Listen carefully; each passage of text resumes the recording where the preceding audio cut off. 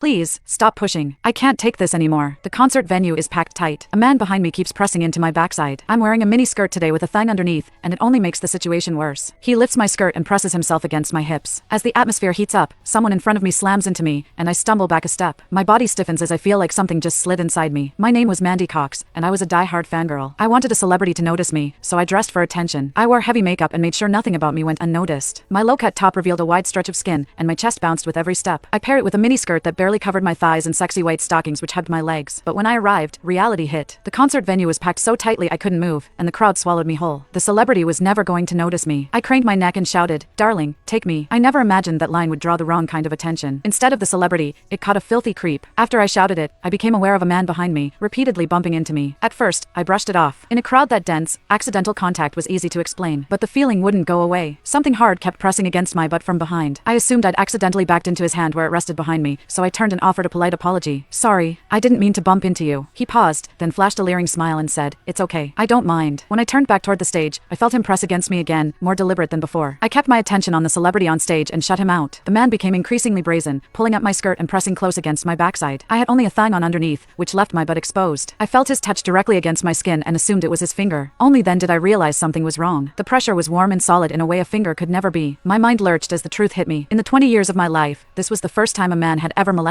me. Fear surged through me, sharp and overwhelming, and my body reacted with an instinct to flee. But there was no way to move. The concert floor was packed wall to wall, leaving me stuck where I stood. I drew myself tight, bracing as if tension alone could keep the fear out. As I did, my hips closed around the man's so-called finger, trapping it between my cheeks. An unfamiliar sensation followed, and warmth rose to my face. What confused me was that I didn't recoil from it. There was a muted comfort to it, and against my will, it sparked a faint sense of expectation. The man behind me seemed to take it as a signal. He moved in closer, repeating the motion until the intrusion was unmistakable. I had lived a sheltered life as a college student, and now I was being toyed with by a stranger while surrounded by people. Shame surged within me without warning. I felt the urge to sob, but my throat closed, and my voice deserted me. Worse still, the pressure forced my thong inward and sent a restless, prickling discomfort through my body that wouldn't fade. A quiet, involuntary sound escaped me, and the embarrassment followed instantly. I gathered myself and strained to suppress it, holding it down until my throat tightened. The blaring music and the screams around me drowned everything out. With every eye fixed on the stage, no one was aware of what was happening to me. At the same time, the intensity continued to rise, touching something deep inside me. I bit down on my lip as cold sweat traced my spine. My awareness was tipping back and forth between humiliation and a pleasure I couldn't bring myself to name. I knew I couldn't take it anymore if it continued. So, I turned sharply to face the man behind me. "Please, stop pushing. I can't take this anymore." When I finished speaking, the man leaned toward me and whispered in my ear, "Is it exciting, the way I'm pushing against you?" The shame was overwhelming, and I was on the verge of crying. "I'm a virgin. I've never done that kind of thing. Please, let me go." He didn't stop. Instead, his gaze burned deeper as he seized my waist, the pressure growing stronger. "You're really a virgin? Then let me show you what it feels like to be a woman." For reasons I couldn't explain,